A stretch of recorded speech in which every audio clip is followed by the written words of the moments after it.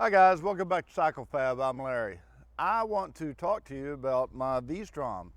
This is a 2014 DL1000 and this is going to be a it's a review over my personal bike, and I love this thing.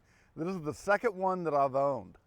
The first one was a 2008 650 and I love that bike. Actually, I wish I still had it.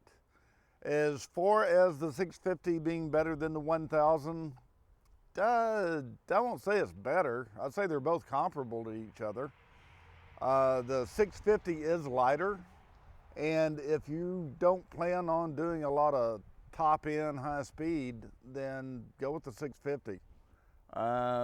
Really, it's a lighter bike, not by much. This bike right here weighs 525 pounds.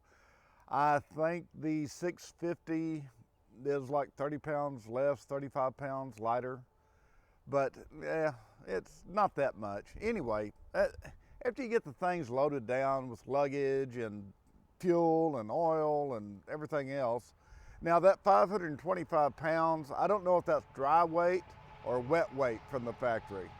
I believe it's wet weight. The only people that do dry weight are the Europeans.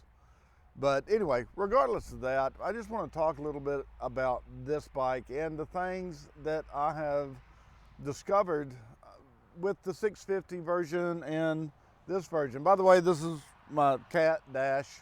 She's a scene stealer. But anyway, she'll probably be here during the entire video. Now, one thing I want to talk about, when you buy these from the factory, the tires, which is real big thing that I want to talk about here. The tires that come on it, they're fine for the street. They work great, actually. Now, they're not the best street tires, but they are fine. Now, if you get off into the dirt, gravel roads, dirt trails, no, they're dangerous. I don't use them. You're gonna fall. I guarantee you that, because I have. If you try to get aggressive in dirt or on gravel with the factory tires that this thing comes with, then you're going to have an accident. So what I did with my 2008 and I did with this is, after the break-in period and after playing around and getting the tires to where I can say, oh, I need new tires, which really I didn't, but anyway, it made me feel better, is I went out and bought some Kenda Big Block.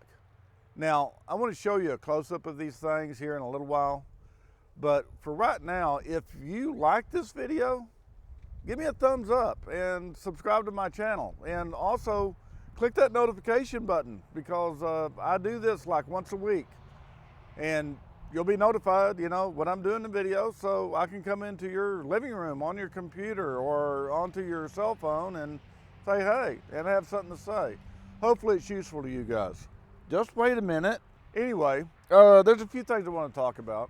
Now, as far as changing things that, aren't right from the factory, well, the big gripe you hear, other than the tires, and that's mostly from me, is the windscreen. They're too short. Now, you can get aftermarket windscreens and they work great. They're, a little taller. I don't have one on here yet. You can pick them up for around 200 bucks, roughly. Maybe a little less, maybe a little more, depending on what brand. Now, they've been making these bikes for about 18 years now, I think. 17 or 18 years. These are a proven design. I mean, these things are bulletproof. The motor is bulletproof. The engineering, I just love it to death, because I have no doubts what this bike can do. I have no doubts that I can get on it. I can ride to Costa Rica if I want to and not worry about, well, is it going to break down on me, or am I going to have a problem with this, that, or the other mechanic? Absolutely not. None. I've ridden this bike all across the United States. Not an issue one. Not one whatsoever. Now, in my earlier days, I've had sport bike cruisers of various manufacturers. I would change bikes like some people change underwear almost. Not quite that bad, but I love motorcycles. It's my life. I've been riding for over 30 years. But when I found the V-Strom, this is my go-to bike, period. I use it for everything. And when I had the '08, I realized that all these other bikes that I have, and I had 4 at one time, and that's not including the V-Strom, so I had 5. I wasn't riding them. I mean, yeah, I'd hop on 1 or 2 during a weekend, run the town, horse around on it, but no, my V-Strom, that's the bike I always use because I had luggage on both of them. I could go to the store, I could run errands. If somebody wanted to ride with me, absolutely no problem. They could ride and be comfortable and safe while doing it. The center of gravity on these bikes is really low. So regardless of what you're carrying, weight-wise, mass-wise, the bike is still nimble. And not just at high speeds, at low speeds too. The bike is really torquey, so getting around tight terrain, off-road stuff, we'll have no problem doing it. And I'm talking about with your bags full, not necessarily with somebody on the back because that raises your center of gravity, but with the luggage full, yeah.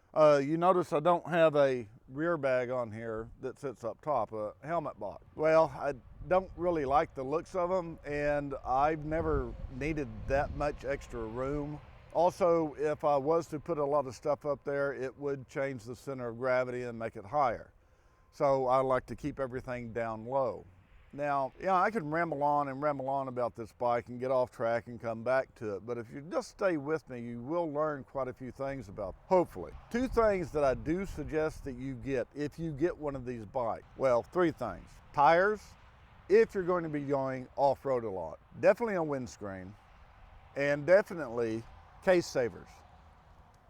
These guys right down here. Now, I made those, but I have a fabrication shop, so that's, you know, no long stretch for me to have to make them. But you can buy them. There's so many different aftermarket manufacturers of products for this bike. It's literally overwhelming. It would take a long time for me to run off a list and tell you guys about it. You can just get on Google and Google it. You can do anything with this bike, really. It doesn't do everything great, but it does everything satisfactory. Okay, it will get you there. This is my post-apocalyptic bike. Well, other than the KLR, that's a good one too. And so is the DR. That's a fantastic bike too. Out of those 3 bikes I just mentioned, this is kind of the fat bike, the ugly girl. But, well, they're all ugly. Anyway, if any of your friends, if you go to buy one of these and you have friends saying, hey, you know, that's an ugly bike. Well, yeah, it is. It's a really, really ugly bike. There are ones that are uglier. But this one right here, it's just a good bike. Holds 5.3 gallons of gas, and I guarantee you, you can go 200 miles on a tank of gas and still have about 15 to 20 miles left if you really have to stretch it out. But 200 miles, absolutely no problem whatsoever. Now, I run high octane gas, 93, pump gas in this always, and I use a fuel additive because the gas that we have nowadays sucks. It has ethanol in it, and that is not good for motorcycles, any motorcycle. So, you know, you put a fuel stabilizer in it. It's not that hard to do. I carry little bottles around with me, so whenever I fill up, I just shoot one in the tank. Now, hey, while we're at it, let's go ahead and take a look at these Kendas. Come on. Okay, here we go. Now, I changed the focus and on the camera to get closer to the bike, but I want to lay my thumb up here to give you a reference of just how big these knobbies are on here. I mean, these things are huge. Now, do they handle well on the pavement? Yeah, they handle fine. I mean, you're not going to be doing any kind of sport riding with them. They do great. You might hear people complain about, well, you know, in wet weather, wet asphalt, they're dangerous. No, they're not. If you're trying to horse around and do the kind of riding that you probably shouldn't be doing in wet weather anyway, yeah, they don't work too well. But the thing is not going to just fall out from underneath you. But on dirt roads, which is what I primarily ride, now see that knobby right there is massive. I love these guys. They work fine. They work extremely well, far beyond what I thought they would. Now, something else too about the newer versions of the V-Strom is your suspension is extremely adjustable for preload and dampening. Now, you can get aftermarket springs for these bikes. I weigh right at 250 pounds, so I'm okay. But if you get up over that and you start weighing the bike down with, say, like a passenger or luggage, then you can up the spring tension on it.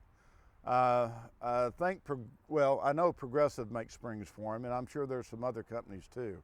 So if you're having an issue with the springs, it's not that big of a deal, and it's not that hard to change them out. Now, if you look down below, you'll see a couple of more of my videos, and I am riding this bike in a couple of vlogs, if you want to check those out.